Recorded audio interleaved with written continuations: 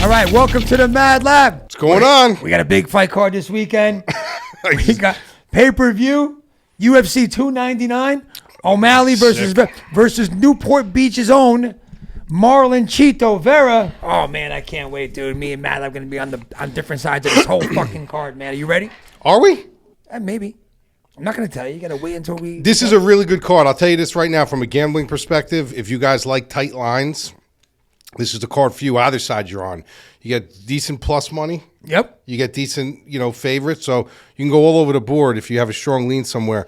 DraftKings is going to be sick. Yeah. It's going to be a sick DraftKings card because I could tell you right now, like I could see a lot of dogs winning.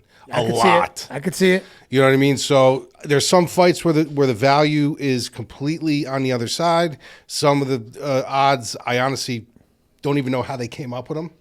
And we'll talk about that. So this is a good DraftKings and a good wagering card, you're saying? Yeah, great. I like that. All right, before we start, we have the Fight Club coming up March 23rd. We got a couple tickets left. Only a couple left. If you guys don't know about it, it's FIGHTCLB.com. We're going to the Apex Center.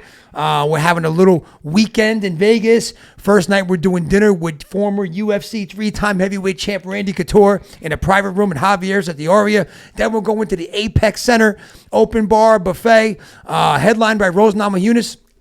So I was in Tampa last week, right? Me and Kevin went to the gym. We had a workout. I went to this breakfast spot, and I saw these guys, and I knew there was a fighter there, and I didn't know who it was. And I'm like, dude, I know that's a UFC fighter. Who is it? And it was Billy Q. It was Billy Q. So I'm like, oh, shit, that's Billy Q. I walk up to him, like, yo, what's up, Billy Q? How you doing? I'm like, yo, when are you fighting next? He's like, I'm fighting March 23rd. I'm like, you're fighting March 23rd? I'm like, I'm going to fucking be at the Apex Center. I couldn't believe it. Just for him to be on that card. Dude. So he's on that card, March 23rd, that we're going to. Violence all the time. He's fighting Miranda. And then someone said, yeah, that's Matt Frivola. And I had no idea. Yeah, that was the best. So you're Matt Frivola. Sorry, dude, I didn't recognize you. I had a video playing with MadLab for MadLab, and I was, oh, you're Matt Frivola? I'm like, sorry, dude. I'm like, who'd you starch recently? You fucked somebody up. He goes, Drew Dober. I go, yeah, Drew Dober in the first round. And, really nice guys, but so psyched that I met the guy. And we like Billy Q as a fighter, and he's fucking fighting at the Apex Center with the weekend. That's actually shaped. Like when we first got to, I was like, that's shaped up to be an awesome card. Awesome card, man. Apex card. So we got we got free booze, free food, We're doing a pre-fight party in a suite. He's gonna break down the fights. We're gonna put the wagers in. Go to the Apex, man. It's gonna be such a cool VIP experience. Fighting all weekend. We're gonna see Dana and his boys. I wonder who's gonna be there. Yeah. I can't wait, man. I'm so fucking psyched. We're 2 weeks away. Probably a fighter there that I talk shit about will be there. Oh, yeah, for sure. Right. Super psyched. So, anyway, let's get to the card. We'll start from the bottom up, right? Because they're all awesome. Yeah, these are all headlining fights, man. I mean, to be honest with you. Peter Yan, Sang Yadong, right? And, all right, we're going to rotate these now. So we're going to do a little different format. You're going to go first one time. I'll go first another time. You go first another time. We're going to rotate? Oh, yeah, okay. This way I don't see your pick all the time. Yeah, because, you cheat all the time. I do. When you do that. Okay, so Peter Yan, Sang Yadong. Man. I'm trying to remember when we were looking at Peter Yan as an elite fighter, an elite, striker, elite everything, and then the Aljo thing, and then the disqualification. Then he lost to Aljo again, close split decision, and then he lost to O'Malley, which he should have won that fight. And it's like, but then it's like he got unlucky, but then he gets destroyed by Merab, right? Like destroyed. But who doesn't Merab do that to? Yeah, but like Merab, it's not even a destruction; it's just a style. But before that fight, I was very down on Merab's striking ability. Mm-hmm. And then they had that fight, and Merab not only did his Merab thing with the takedowns, but the striking. I mean, Yan had no answers for Merab whatsoever, dude. Yeah. And I was like, wow, dude, is Yan is he not ever going to be the Yan again? Is he fighting differently now because of the losses? Is he not the guy? And then you got Sang Yadong, who's awesome, but he got destroyed by Sandhagen 2 fights ago, and then he comes back, beats Ricky Simone, beats a tough Chris Gutierrez, right? So I'm like, oh man, this is a really tough fight. I don't even know who the favorite is in this fight. I don't even know what the line is. But Jan's a slight favorite. Slight. And you know what? It's almost a pick 'em, basically. And I could expect that. Talking to MadLab a little bit this week about this fight, man, this is such a tough call. But I'm gonna say that we see the Peter Yan that we know of You know, back when he fought Aljo the first time, when he was winning that fight too, right? I think we see the old Peter Yan here. I think this is a much better matchup for him than Merab, you know. And I'm going to say Yan comes out with this win. I think Yan wins by a decision. He has no choice. He's got to win this fight. He's got to win this fight. He's going to just tumble down. It doesn't. No, I mean, it doesn't even matter how he lost, if we agree on the losses or not. The fact of the matter is he lost 4 of his last 5. Yeah, I know. So any way you look at it, he lost 4 of his last 5. You know, but you got to, from a breakdown perspective, you have to look at that. You have to look at the first Aljamain Sterling fight. Sterling was beating him from pillar to post until he wasn't anymore, and Aljo had nothing left. Gets disqualified DQ knee. He was probably on his way to winning that fight. But it wasn't even close. Yeah. He was coming on. Then he would have knocked him out. Then he beats Corey Sandhagen. Then he loses to Aljo in a split, which I think Aljo won, but people argue that Peter Yan won. But I think Aljo won.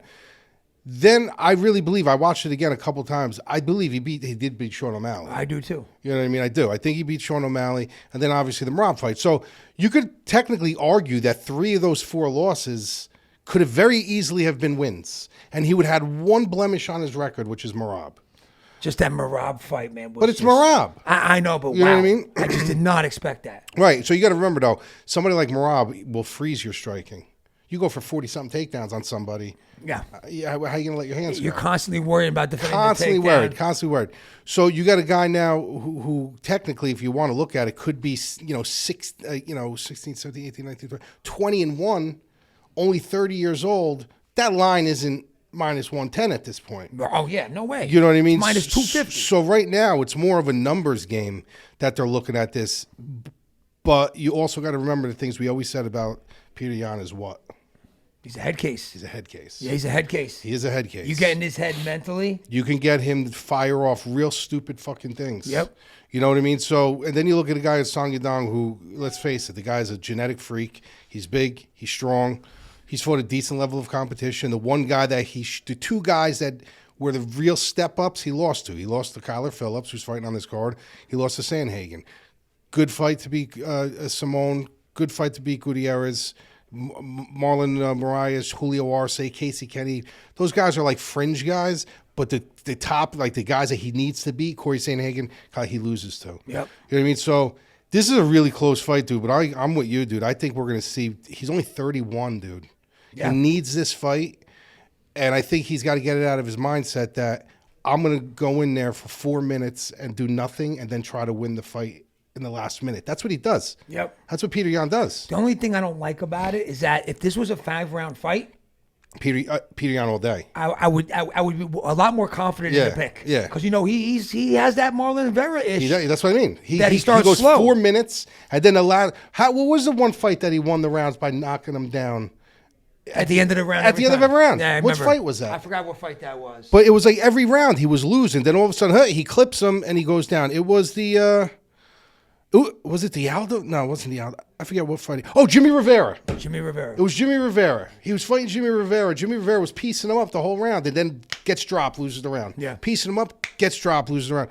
He can't come in like that. He's got to come in firing. I think he's going to. I think you're going to see I still think he's like the top of the heap in that division.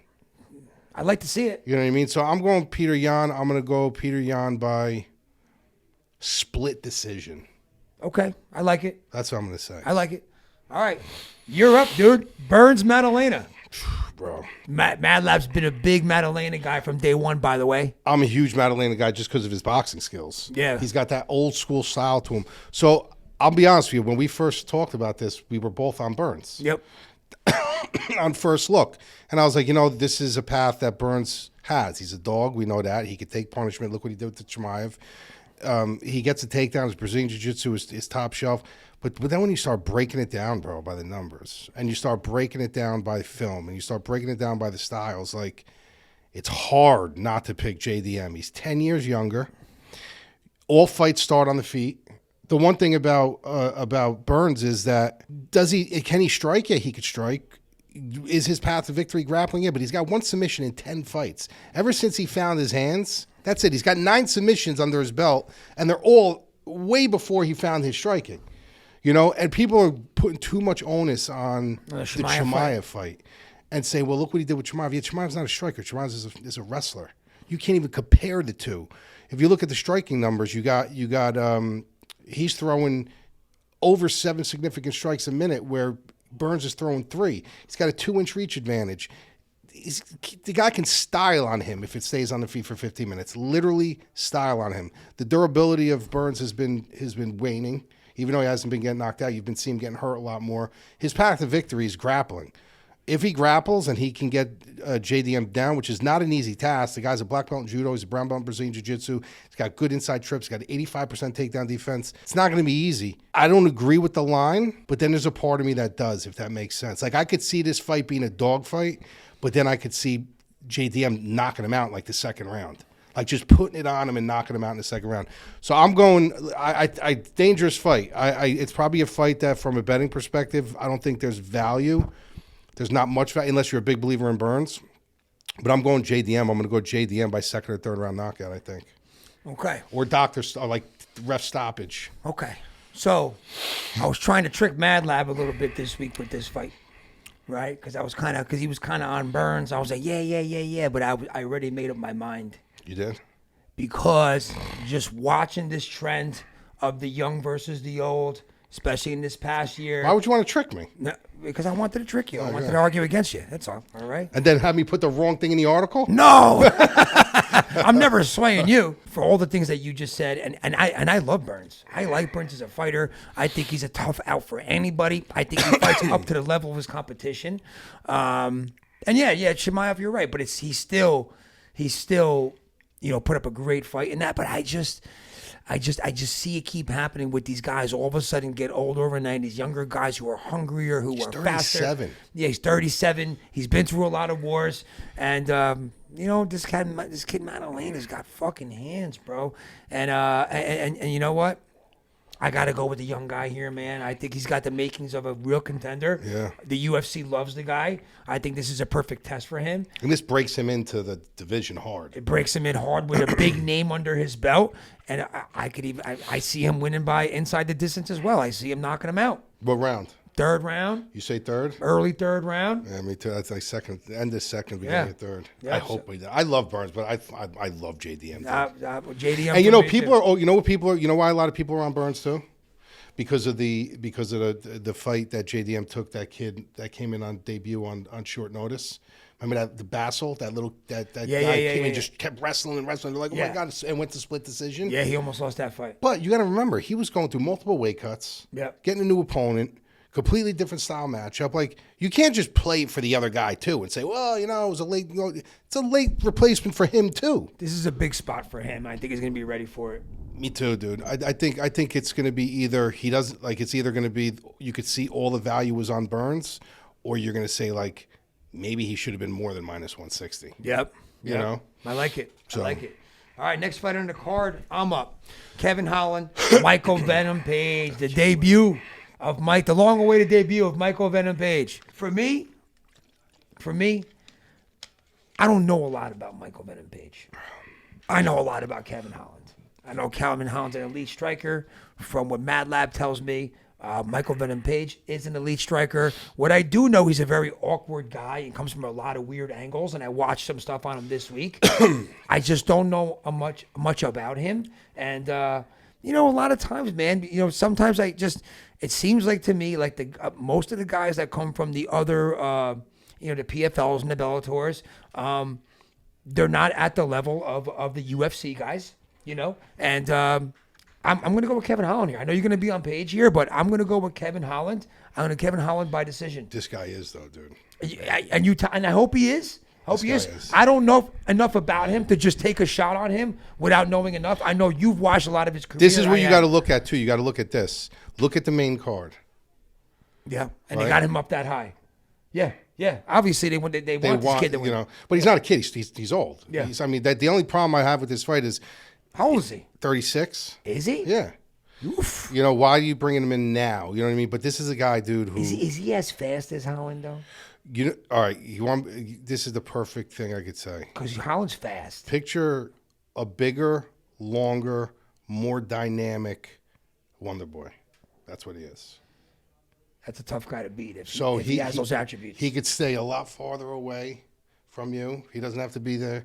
You know, and he's got crazy flying knees. I saw from some of the videos how he really keeps. He fights with his hands down because he's never in range. Yeah. He looks like he avoids a lot of shots. And he catches you when you're reaching, and then he comes in with a flying knee, or he just comes back with a sick counter. Like, the guy is ridiculous to watch. He's been Bellator his whole career. Pretty much, yeah. Yeah, I mean, he's fought some. He hasn't fought like. He hasn't been a champ over there for a while though. No, but he hasn't fought like big. But he beat Douglas Lima. You know what I mean? Like, Douglas Lima's a stud, dude. You know, he's beat. I mean, go through some of the. I'll tell you, everyone who's the stud. So his only losses is Logan Storley and Douglas Lima. You know, he beat Douglas Lima. Derek Anderson. Let me see. He beat Paul Daly. I'm going to use a MadLab line here. He's the one. He's the one who collapsed. With Cyborg's skull. Yeah. I'm going to use one of your lines here. Show me. He has, though. No, show me in the fucking UFC, bro. Against Kevin Holland. Show me. Holland's tough, dude. If this is a striker versus striker. If Holland's, I'm going to make a bold statement here. The only way Holland wins this fight. Takes to the ground, you think? That's it. There's no way he's winning 15 minutes on the feet. Dude, Holland's hard to hit, and he's fast. But he's not calculated. He just throws from the hip. This guy lets you throw from the hip. Picture fighting Wonder Boy, a longer, more athletic version that could stand probably about 3 more feet back, two more feet back. How much you want to bet that this thing is this fucking close on the cards by the end of it? It might be. Real tight, like split decision. I have a tight. feeling this might be a boring fight. Split decision. Like, this could be a super boring fight. Remember the Holland-Madalena fight? Yeah. How close was that fight? Yeah, this dude's different, dude. I'm just saying, Madalena, we just picked to beat Burns, right? That Madalena-Holland fight was fucking tight. Yeah. Very, very close. No, I'm not saying, but it's going to be close because it's going to be boring, I think. I don't think it's going to be, like, from a DraftKings perspective, I would completely stay away from this fight. Yeah. You know what I mean? But I think the only path, like, the only path I see Holland win is he's got to take this to the ground. He ain't going to outpoint this guy, bro. Not a shot in hell. I want to see it. You know, show me. So I'm going Michael Venom Page. I'm going by like 29-28. I can even see maybe a 30-27. I just think he's gonna land the bigger shots. He's gonna bring the crowd, flying knee here, elbow here, counter there. Like, that's gonna win him the rounds. All right, you got it. We're on different sides of this one. All right, co-main event. Dustin Poirier, Saint Denis in a 5-round fight. I'm going to start this off by saying this right now before I even do the breakdown. Despite who I pick in this fight right now, because you don't know who I picked. I changed. Get the fuck out of here. I did. No, you did not. But no matter who I pick in this, no matter who I pick in this fight, if you bet money on BSD against a underdog in Dustin Poirier, that's asinine. That's dangerous. That's not even dangerous. It's asinine. You're getting a guy who in BSD who's I've been right about every one of his fights. You know that? About Saint Denis? Every single one. I was on DeSantos when he fought him. Nobody was on him. And then when he came back, people were kind of sold off on him, and I jumped back on him. And I was right about all of his fights. So this is a fight where it's a tale of two stories. But the one thing is no one's talking about is they're both southpaws. That's number one. So that's a big deal. Another thing is they're both southpaws. Yeah, both southpaw. So now you got to look at it this way. You got to look at, is Dustin Poirier at that like point like right here, where now he's going to start going this way, or does he have a couple more that he's going to stay up here? You know what I mean? That's one thing. Another thing is he hungry? The guy's got 5 businesses. The guy's got soda companies. He's got a whiskey company. He's talking about ending it. He's talking about ending it soon. You know, but he's been saying that the last 3 fights. When they ask him, what does he say? He goes, "My last fight can be any fight." Yeah. You know, so you got to wonder that. What BSD on his side is, bro, he's never, ever. I don't give a shit. Listen, you could take his military service, God bless him. You can't always bring that into the cage. Tim Kennedy was a fucking Green Beret, 4-time special ops guy. He was a good fighter, but he wasn't an elite guy. Like, yeah, he's got the thing. This is a guy who, bro, like, he's never been past the 3rd round. And the one fight that he went into the 3rd round, it should have been stopped twice. And he completely gassed Which out fight to the was gills. that? That was against DeSantos. DeSantos chewed him alive. It should have been stopped 3 times. You know, mind you, it was a weight class higher. It was on short notice. You got to give him credit there. But when Wait, that was Zaleski dos Santos? Yeah. So we were like the only people on him. Yeah. You know? So when you look at this fight now, you're looking at a guy who, he's nasty. He's strong. He's got good grappling. He's got good kicks. You got to kill him to beat him. But, bro, when you get a guy who, in a 5-round fight, who's never seen those waters and all he does is load up with kicks and load up with punches, and Poirier is known to take a beating in, like, round 1, you know, get rocked in round 1 and round 2, then all of a sudden, little by little, we call them the magnets. The magnets start entering the gloves, and everything he just throws, he doesn't throw over, he just touches you, and that volume accumulates, and he ends up not like knocking you out cold, but usually like a referee stoppage. Like, all right, like you've taken enough. That's it. You know, so for me, you're giving me plus money on Dustin Poirier. You have to be a moron not to take it. Even if you believe in BSD, gambling is about the value. How can you justify doing minus 220 on BSD? You can't. Like, I can't justify that. I can justify doing plus 180. Oh, yeah. On Dustin Poirier. So I think Dustin Poirier finishes this. I think he's either gonna get finished really, really early, like really early. Like he's gonna take a couple shots, BSD's gonna take him down, and he's not gonna get up, like first or second round. Or if this thing hits the third round, I think he's gonna start chewing him up, dude. He's gonna start doing those when he starts picking up his shorts, starts spitting, and starts just finding his range and chewing him up. And I say he stops him, and I'm going to say by the end of the 4th round, Dustin Poirier gets a stoppage.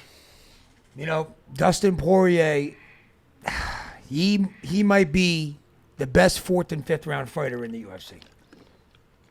No one comes on like him. Marlon Vera comes on strong too. He got caught by Gaethje, dude. He got caught by Gaethje, but and you look at who he's fought him. He's fought the best of the best. You know, For everybody. For everybody. And dude, when this guy, as soon as I saw it was if it was a 3-round fight, 5-round fight, Dustin Poirier, man, that is tough to go against, dude. He comes. If it was 3 rounds, I go BSD. Yeah, dude. Poirier's. If you look at all Poirier's 4th and 5th rounds, all his fights when he goes deep, man, they can't take the pressure, bro. He starts fucking coming on. He catches that 5th gear, that 6th gear, man. I love it. I'm going with Poirier too, man. I will not bet against Poirier in a 5-round fight, really against anybody. You got. I mean, look. Forget about Saint Denis. Just name anybody besides Makhachev in the division right now and put Poirier in a 5-round fight. It's tough to pick against him. Even if he rematch Gaethje again. I was just going to say that. I would take Poirier. Even if he rematch Gaethje again, I would take he's Poirier. tough to pick against. He got caught, fine. You know what I mean? But you got to wonder, like... That's the one that worries me is what we just spoke about with Gilbert Burns. He's 8 years old. 35, 36, been through all those boards, the whole thing. But listen, if you look at Benoit Saint Denis, dude, this guy hasn't seen a fight that's not a war. Yeah. I mean, he's been in some wars himself, too. I mean, this guy's a young kid going through... I mean, the Oleski DeSantos fight, if that was 5 years later, like if that fight would have happened now or a year later from now, that's a fight that changes you, dude. Did you watch that fight? Yeah. Did you see it again to refresh yourself? No, I'll watch it again, though. Bro, this dude was like literally out on his feet where the commentators were like, bro, stop this fight. Like, there's no need for... And he got the nod. Yeah. Poirier by knockout, late knockout. I'm with MadLab here. Yeah. Maybe by decision. I don't know. We'll see if this kid guesses. All right. Main event. My turn first. Oof. The rematch. Sugar Sean O'Malley. Marlon Chito Vera. Newport Beach's own Marlon Chito Vera. Damn. You know, a couple years ago when they had that first fight, we were right here. We picked him. In this office. MadLab was the only guy to pick Marlon Vera to win that fight. We watched it here in the office with a whole bunch of my employees here. And... Marlon won that fight, and then O'Malley got hurt, and then he claims that wasn't a real loss, and then and then somehow they overturned it to a no contest. I don't know what. Did you see those elbows he landed on him? How nasty they were, dude. And injury or not, Marlon Vera was winning that fight. Yeah, he was. When it did stop. Got the exchanges, everything. Got the exchange and everything. He won that fight. O'Malley has this thing. I'm still undefeated. He even wears a hat that says, undefeated, which is so stupid. I can't stand that about him. I don't hate the guy. I just don't love the guy. He lost to Peter Yan. Marlon Vera, I love the guy. He's from Orange County. I love his attitude. I love watching all his interviews. I like what he talks about his family. He just talks about working hard and hard work in his mind. I really genuinely like the guy. I just like the way he is. I just get worried about his slow starts. And like, even when he says he's not going to start slow, he's still fucking, it's a known thing. Like everybody fucking talks about it. O'Malley doesn't start slow ever. He comes out, he throws, Marlon Vera lately. He beats to your drum. He beats to your. That's what he does. That's what O'Malley does. And you look at like Marlon Vera, Rob Font. Remember that fight? Rob Font outstruck Vera like it was, but Vera was stronger, and eventually he knocked out Font, right? But if you look at the significant strikes, it was like 3-1, Rob Font. So can Marlon Vera win this fight by trying to get in with the power and knock him out? Can he, if he loses the first 2 rounds, can he come back strong enough for 3, 4, and 5? I mean, it happened in in the Sandhagen fight. He didn't look like himself. Now I know Sandhagen's an elite fighter, dude. He's really good, but I mean, he didn't start fighting until the 5th round. Like, what Marlon Vera are we gonna see? And you know what? If he loses this fight, is he ever gonna get another title shot? This is like this is his final shot. This is his fucking shot right here, bro. And I'm not going to go against Vera here. I know. I'm not. I know you. I think Chito's going to do it in Miami, right? He's going to have a lot of Ecuadorians there supporting him. Yeah. Newport Beach is owned right here. There's Ecuadorians in Miami? Yeah, dude, it's right there. It's a hop, skip, and a jump away. What do they eat, Ecuadorians? Listen, this whole O'Malley, everything's been written for him. The fucking comment what Ecuadorians eat. What? I want to know what Ecuadorians eat. From what they eat? Like, what's their cuisine? Like, what do they eat? Empanadas. Is that what they eat, really? Yeah, that's all they eat. You fucking don't know what you're talking about. Yeah, keep talking. I don't fucking know. I'll find out. Eat guava. So go ahead. So O'Malley with the Jan victory, the fucking Marlon Vera thing, the no contest against Pedro Munoz. What was it? Was it an eye poker? Yeah. It's just like everything just kind of unfolded for him. You know what I mean? It's just gone his way. Everything's gone his way. I think finally, for once, it's not going to go his way.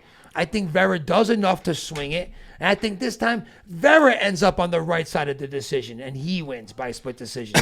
For once. See, in Miami. That's where I think I think everything you said was right, except for that last sentence. I think it goes the other way. In what world? Hold on a second. In what world do you think the judges are going to give it to? In Miami.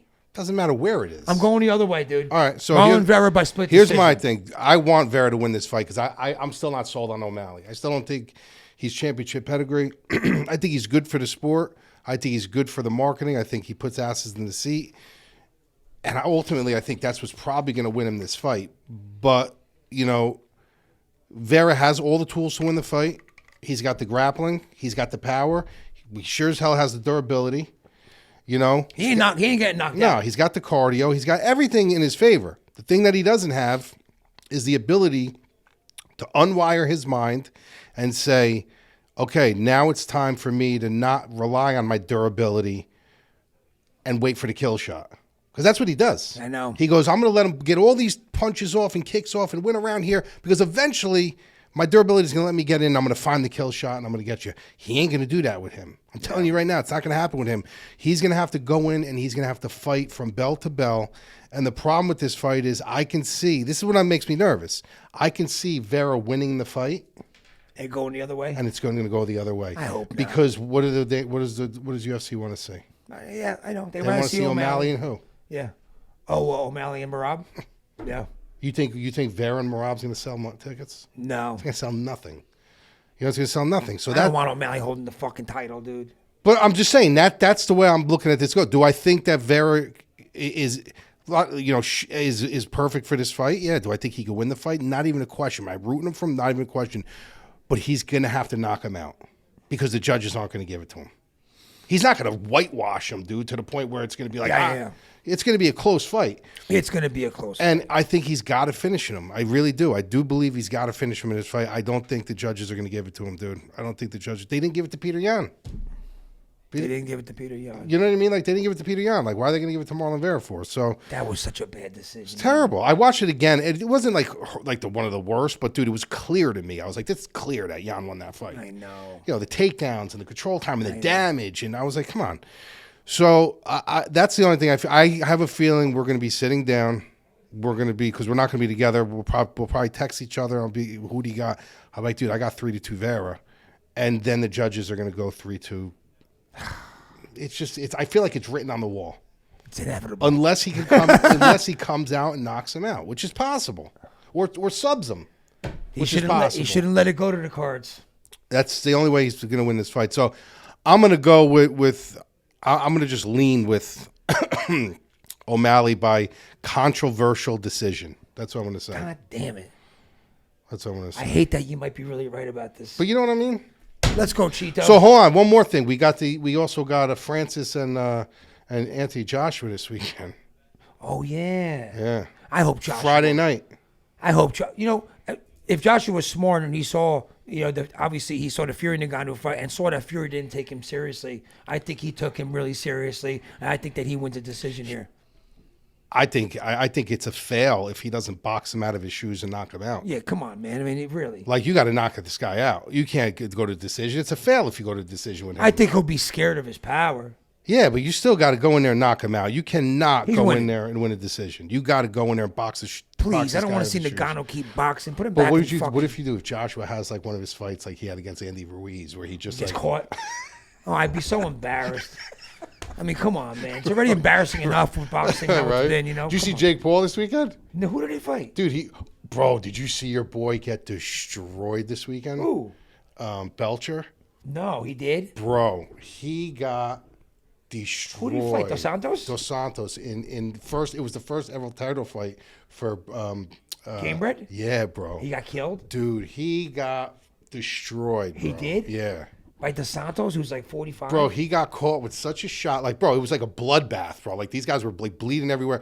And then he went to get up, and Dos Santos caught him with a left, dude, and he just dropped like a sack of bricks. Oh, no, I didn't know. Yeah. All my friends went down to go watch the fight. Keith is good friends with Belcher, we had Belcher on the podcast. See, but that just shows you the levels, bro. Yeah, there's levels, dude. You know what I mean? But it was a so anyway. What was I just saying about the other one? Belcher. Jake Paul. Oh, so Jake Paul fought this guy called the Rhino, bro. He was like a former Golden Gloves guy. You know, he took him out of nowhere, whatever. I don't know what his record was, but he literally knocked him out in like 30 seconds. Paul knocked him out in 30 seconds? Yeah. Who? I didn't even hear about this fight. Yeah, it was time, but nobody did. It was on the undercard of the Serrano fight, and then now they still have the fight on. You sent the question mark with that image I sent you this morning. You didn't understand it? Yeah, what was that you sent me? I was confused. Ryan Garcia. Yeah, I was going to say, how did he get off? So they didn't. Apparently, his like family and his people sent him to the psych ward. Why? Because, bro, if you watch the press conference with him, dude, and Haney, he's clearly always talking about rest in peace, this and that, blah, blah, blah. Then he's up there, he's talking, not even talking straight, definitely on drugs, definitely, like he completely flipped. Almost like he went from good boy to heel, talking about how he smokes weed and drinks alcohol. And really? Bro, he's on major drugs, dude. And now with this whole thing, blocking his accounts, and the fight's still on. If he's really mentally unstable like this, dude, he's gonna get hurt. Haney's gonna fucking hurt him, dude. Wow, when is this weekend? No, in April. But Haney called him out right in the press conference. He's like, "Stop doing all the cocaine." He's like, "Stop doing all the drugs, bro." He's like, "Your family's a bunch of losers." His mother was screaming in the crowd. Really? Father was telling the mother to shut up. It's yeah, fucking it's awesome. crazy. Yeah, I love it.